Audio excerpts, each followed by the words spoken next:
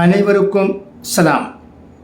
தினமணியில் வெளிவந்திருக்கும் ஒரு மிக முக்கிய செய்தி. தமிழ் வழியில் படித்த வி.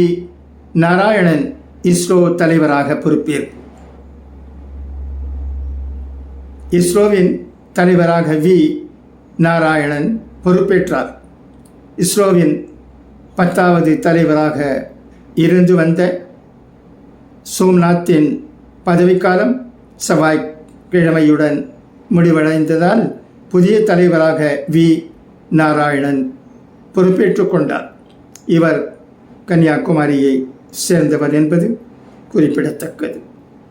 தமிழ் வழியில் படித்து 1984 இஸ்ரோவில் பணியை தொடங்கிய இவர் இஸ்ரோவின் திரவ உந்துவிசை அமைப்புகளின் மையத்தில் LPSC இயக்குநராகவும் இந்தியாவின் லட்சிய மனித விண்வெளி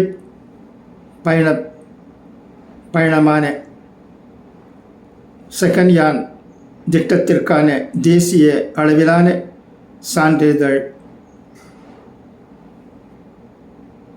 வாரியத்தின் தலைவராகவும் முக்கிய பங்கு வகித்தார். இஸ்ரோவின் BSLV C-57, ஆதித்யா L1 உள்ளிட்ட திட்டங்களிலும் முக்கிய பங்காற்றியுள்ளார். இவர் இஸ்ரோ தலைவர் பதவியுடன் மத்திய அரசின் விண்வெளித்துறை செயலாளராகவும் பதவி வகிப்பார்.